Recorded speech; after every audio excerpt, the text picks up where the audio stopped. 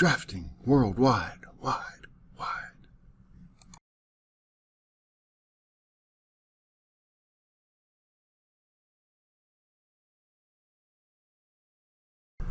In this demonstration, I want to go through and show you how to come up with a design that we can send to the laser engraver and have it cut out. This time we're going to do a magnet, and I'm going to just start with a new file in Illustrator, and I'll start out with a 12-inch by 12-inch template. I can change that very easily later, and I'm going to put the color mode to RGB. I'm not sure if it matters or not, but I am using RGB color swatches. So I'm going to say create. And there I have my artboard. Just going to move some stuff out of the way. And the next step I need is an image that I can actually use. And what we're going to do is we're going to do a jack-o'-lantern illustration. So I'm just going to open up Google and I'm going to do a search for jack-o'-lantern. And you'll notice the most important thing about this is I typed in silhouette. So the key to this is having a lot of contrast for my image. It allows me to do a very clean image trace. Whenever I'm doing a laser engraving and laser cutting, I don't have multiple colors. I can't do different shades. I either remove the material or I leave the material. And then I can also etch on the material with a line. So a silhouette works perfectly for this situation. So I'm just going to click on this guy, and I'm going to right click and I'm going to save this image. Back in Illustrator, I'm just going to place that image, go find that on my desktop, and I'm going to drop it. Right now, it's a lot bigger than my artboard, which is a good thing because you want a high resolution image. You want a big image. So I'm just going to move it off to the side here so that basically whenever I image trace this, expand it, and ungroup it, I don't want this white part to be left on there. And it's hard to tell whether it is or not whenever this image is over top of the artboard. So I'm going to bring it over here, and in my image trace dialog, and if you don't have this, you can always go to Window and check Image Trace. I'm going to select my image, and my preset, I'm going to try either black and white, which does that, so I'll zoom in a little bit. So I lost a little bit of the image there. I could get that back more than likely. Or I'll try silhouette, and silhouette gets rid of that background for me. Just to show you some of these advanced features in image trace, whenever I'm using this for silhouettes, a lot of times the first thing I need to do is adjust this threshold. So if I take it back this way to have less, it did nothing at all. Go back a little bit more. So it's really not doing anything. So if I take it this way, it turns completely black. Alright, so I'm just going to leave it there. I'm going to play around with this noise a little bit too. It may clean it up. This is a pretty sharp image, so it's probably not going to do anything. But if you have a lot of little After Effects, little black things in here, it'll remove those a lot of times if you take the noise down really low. So whenever I'm happy with what I have, I just come over here, hit expand, and I'm going to ungroup this. I'm going to right click while it's selected, hit ungroup, and then I'm going to get rid of this part down here, and what I have left is this right here for my object. Okay, so before I do anything, I have to recognize that if I just cut out, I could come in here and I could make these all cut lines, and it's basically going to have one piece here, another piece, another piece, another piece, and it's not going to be all together. So I can't have all these paths as cut lines. What I need to do is I need to create an outline of this. I'm just going to give it a little bit of separation between these things. So I'm just going to move this up a little bit. I'm going to select these right here, move those up a little bit, and I'm going to move this whole hat up off the head just a little bit like that. So now that I have everything that I want, before I do anything else, I'm going to load in my laser engraving swatches. So if I clicked on this right now, the fill pattern is black, but it's not the black that I need. The laser engraver only recognizes certain swatches. So to load those swatches, I'm just going to click on the stroke here, and I'm going to come down here to my little bookshelf thing kind of thing, swatch libraries menu, and I'm going to do other library. I'm going to go to drafting class T, and I'm going to click on laser cutter. I'm going to click on type so I can find what I need quickly. Scroll down through here, and what I'm looking for is an Illustrator file. So I'll just scan down through real quick, and I have laser engraving right there. I can try that out. I say open, and it gives me these three swatches. So I have a black, a red, and a blue. The black is for a fill or a raster that's going to remove all the material for that fill. The red is a cut line, so anything with a stroke that's red, it's going to be cut. And blue is just going to be a line or engraved feature. I'm not going to have any blue on this. So I'm going to select these different, select all of these right now, and I'm going to change my fill to this. So I double click on that, and now my fill is the black with the little white corner. The next thing is I'm going to go through and I'm going to cut out some parts, but before I do that, I need to make some adjustments. So I'm going to look at this, and I'm going to select, what I really want to do is I want to select that path, and that path to cut out. If I do that right now, I could double click on that to get into isolation mode, and then I could click on that. I could also select these things again and say no fill, and just do a stroke like that. And very quickly, I can click that, and it doesn't give me the ungroup, so I have to go into isolation mode by double clicking it, and I change that to red, and I want the stroke, not the fill, so I change the stroke, fill to nothing, and now it's going to cut everything that's red there. So I have a little problem with this right here. I don't want this one to be cut out because it's going to separate from the body. So I'm going to select, double click that, and just select the outside, and I'm going to say no stroke, and then I'm going to change the fill back to black.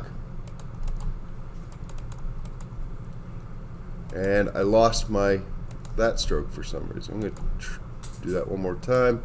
So it looks like whenever I'm doing this, it's selecting all of these at once.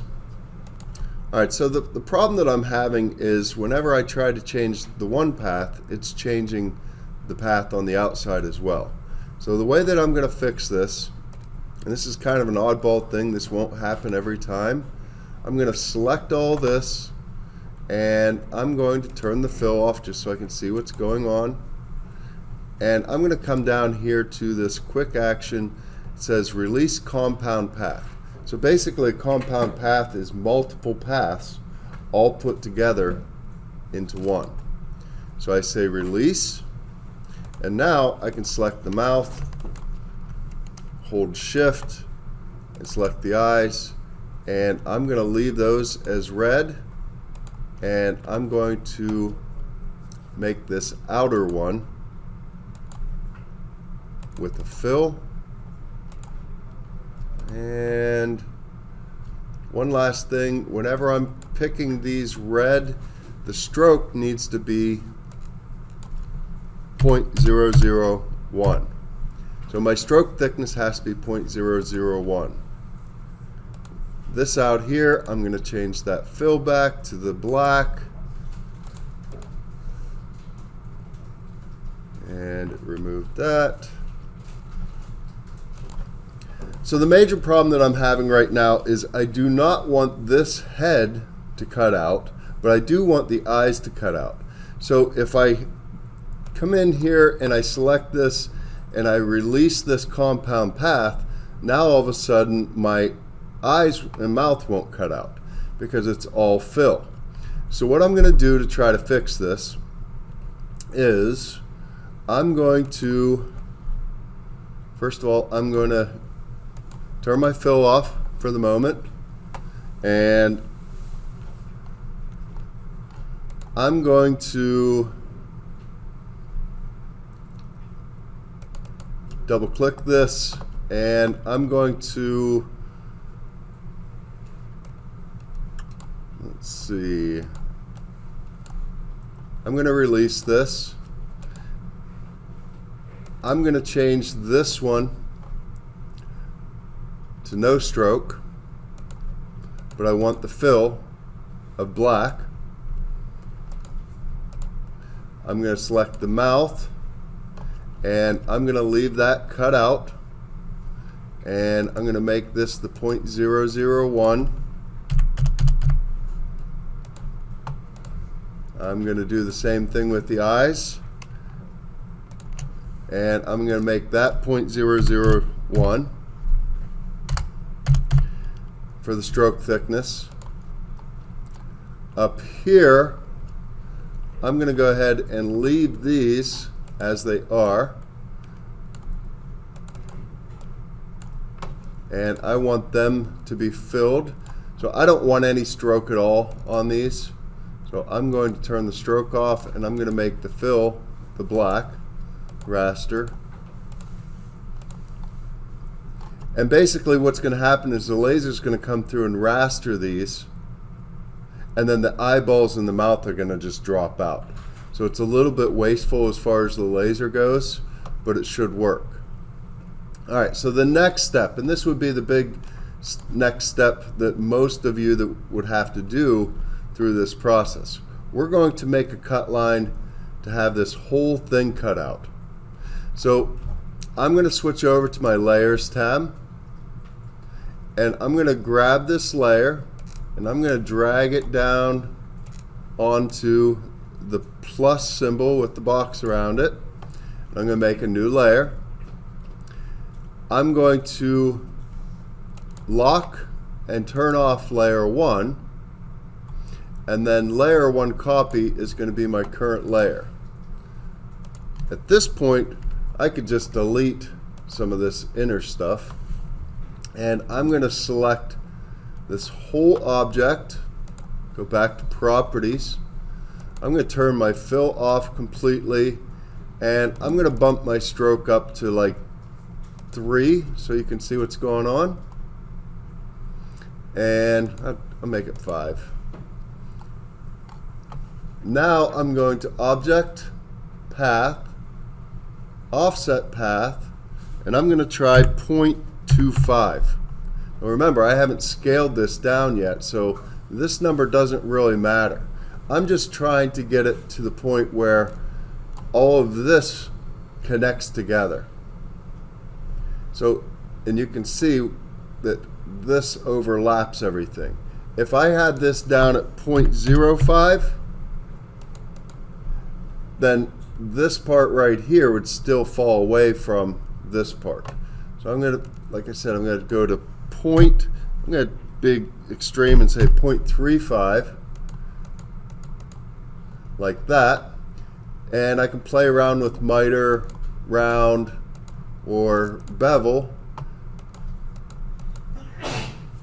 And I'm going to say OK. And after I do this, I'm going to click this little button on the Pathfinder that's called Unite. And it's going to join those together.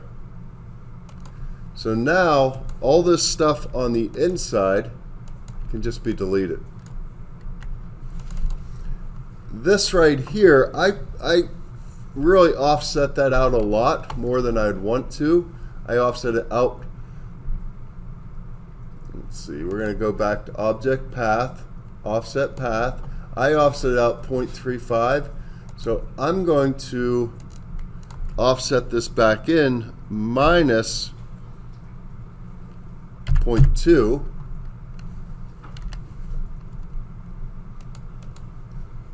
And that brings it back in. And you can see whenever I did that, this kind of stuff got a little bit messy. So I'm going to delete that. I'm going to try it again.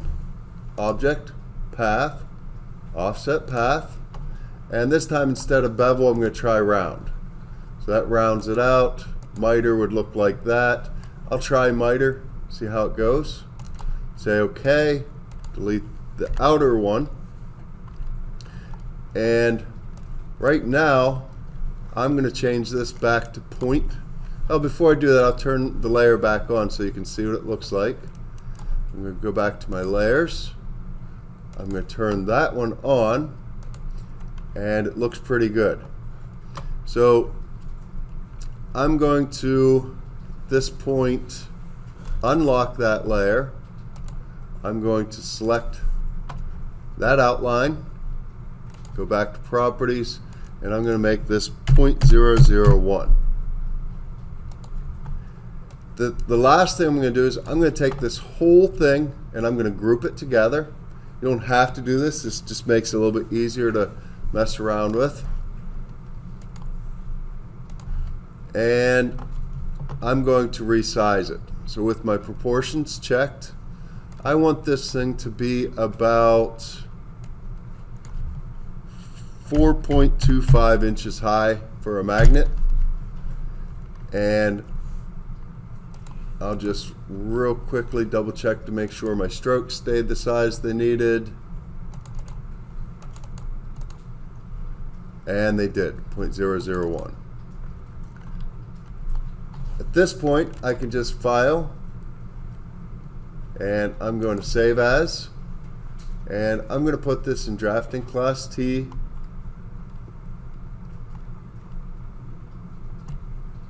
Laser cutter in my folder, Dixon, and I'm going to call it Jacko. And then I go back and I open up with the laser and print it from there.